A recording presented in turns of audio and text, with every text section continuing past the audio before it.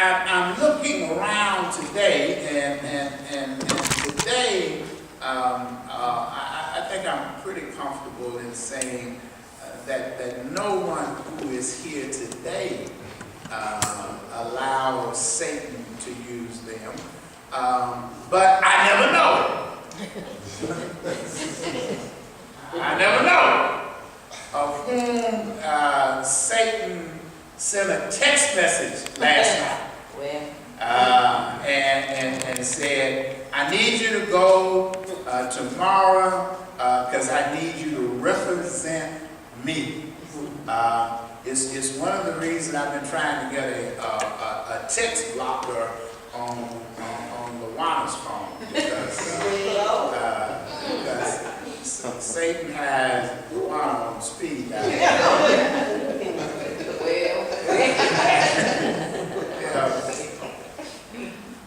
When Satan hits that button, Luana gets CC'd on all emails from Satan.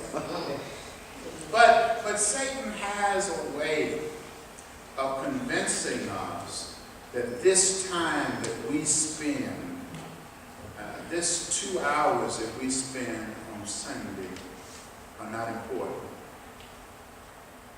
But this is the most important time of my week.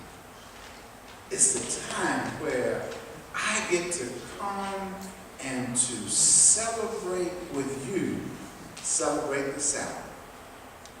Now, the Sabbath is discussed in two particular ways in the Old Testament. There is the Sabbath that talks about the seventh day of being the day of rest. It is the day that we do, that we're not supposed to do anything.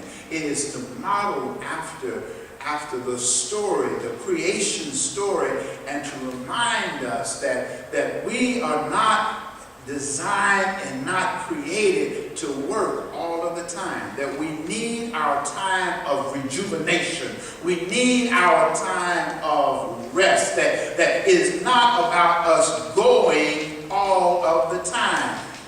Sabbath, from that perspective, is important to us. All of us need that downtime in our lives. And we get comfortable with that. And it is, in fact, that mode of Sabbath that later on, as we look in the story, that maybe they were talking about. Look, you got 6 days to work, but on the 7th day, you don't do anything. Satan generally is the first one to remind us that on Sunday, it is the time that we are to do nothing. But then we also, in the Old Testament, the Sabbath is talked about as the day that you put aside all of the madness and the craziness of our lives. We don't think about that sometimes. Sometimes we need rest from the foolishness. Sometimes we need rest from the negativity. Sometimes we need rest from all of those that would discourage us and to let us know that things are always the same. Sometimes we need a break from that. Sometimes we need to be able to come and to gather and to be reminded of the promises of God. Yes. This whole notion of Sabbath and this notion of coming through, some of us, we get caught in on that do nothing, and we look at Sabbath as the things that we are not to do. But if you look at the Holy Scripture, you look at where Sabbath day was a day of love. In fact, Sabbath, even if couples have been fussing and fighting all week long, and ain't nothing gone right in the household, when Sabbath comes, you're supposed to put all that stuff aside. Couples, and it implies in the word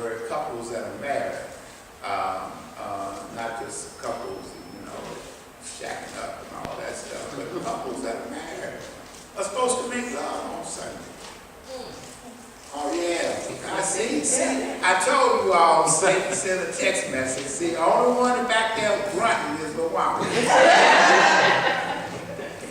But it is the power, because it is a day of love. It is a day of thanksgiving. It is a day of remembering what God has given us in the precious gift of love. We come this day to remember the promises of God and to remember the faithfulness of God. It's why we close at the end of the day in coming to the table to be reminded of the promises. See, when Jesus went to the synagogue, Jesus went so that he could be reminded of the one who had sent him, what was important for the people, and particularly for people of whom Satan had been messing with. We'll get into that. And so he goes to the synagogue. Now, we've talked about this before, but it's important for us to remember that this whole concept of the synagogue, and the synagogues are a lot like our churches, our local churches. They were a place that were designed. The synagogue was not the temple.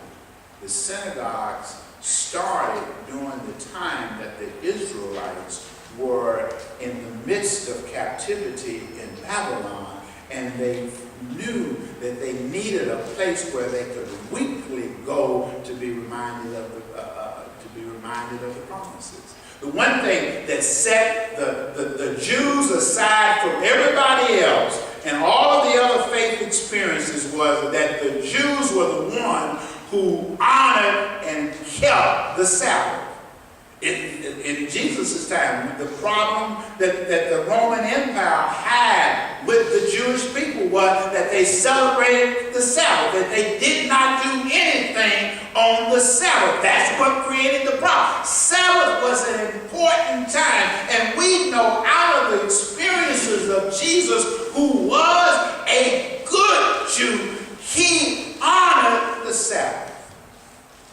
And so wherever he happened to be, we don't know where he was in this story, but we do know that wherever he was, it was the Sabbath, and it was time to find a place to go. You have to understand now, the Sabbath probably did not have a rabbi. The Sabbath just had some people who came together and they shared in the story. They would have had a person who would have been a head, who would have been responsible, more like what we have our trustees are. Our trustees take care of the business. They would have been a little bit like the lay leader. They would have been responsible to make sure of the care and the nurturing that was taking place within that community. But it was a small group, a small gathering of people who came to remember the promises. And if they were lucky from time to time, they would get a traveling rabbi to stop in and to be able to share a word with them. That's what's happening in this story.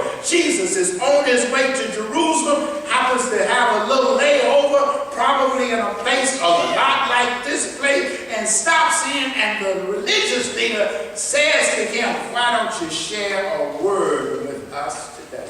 And so Jesus is speaking and talking and teaching and preaching to the folk.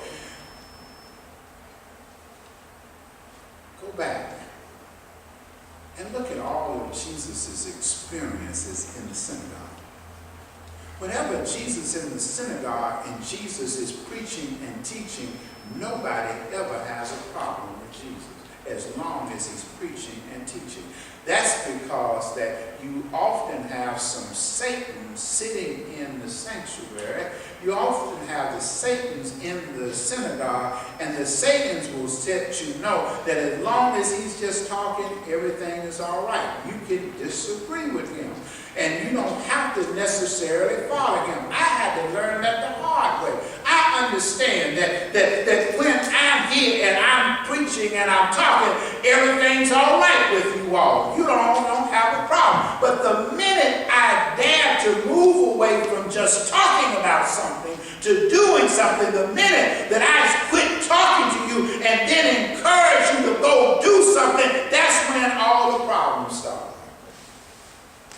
Because as long as he's just talking, people can disagree with him and process the information.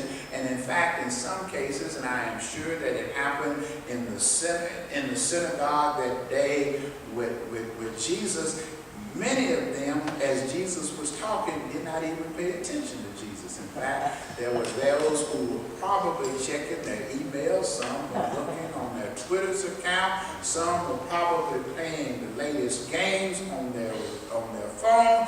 There were all kinds of distractions as long as Jesus was talking. Jesus was talking in the synagogue and everything was cool. But Jesus got to the point in this story where he deviated from the teaching part to making it real. And when he got to making it real, he had a problem. Now, for us to understand this story a little better, we have to understand the seating arrangement in the synagogue if they sat. But more than likely, they were not sitting, Jim, because when you went to worship was a stand-up affair. Lord have mercy, I know that if I ever decided I'm going to just take out all the pews in here and we're going to have a stand-up worship experience, I know Satan then will say, I don't even have to sit but one thing on the text message, no chairs. Nobody showing up. So they were a stand-up affair in the synagogue more than likely. Particularly if it got to be a crowded situation, it would have been a stand-up affair. But let us see how folk were standing. In the first, and the people who were standing in the first, or if they happen to have a seat, for our purposes, we'll say that they were sitting. The people who were sitting on the front row would have been the religious leaders, the head of the synagogue. The high up, muckety-muck folk would have sat on the very front row. You all remember me talking a few weeks ago about when Jesus was teaching in the home of Martha and Mary and how upset folk got that Mary had the choice seat while Jesus was teaching. You remember that? Mary was sitting where the religious leaders should have been set. So if we're in here and we were in this place and we had the proper seating arrangement, then sitting here on the front row would probably be Jim, who is our treasurer, and probably on the row back of him would have been, well, no, Brad could have been on the row because Brad is the chairperson of staff parish. And then maybe on the row behind those two, since they got leadership positions and they are head, behind them would have sat in the synagogue, would have sat the scribes and the Pharisees, the ones who studied, the one who kept the law, the other kind of the committee member folk. So sitting behind them in this place would then be Trey, because Trey is on the trustees and he is one of the other leaders, and then maybe we would have Bob Johnson sitting on the row behind them. That's how they're sitting in. We're going and sitting by the way that you have authority within the synagogue. Now, behind them, then we've got the men of the church sitting.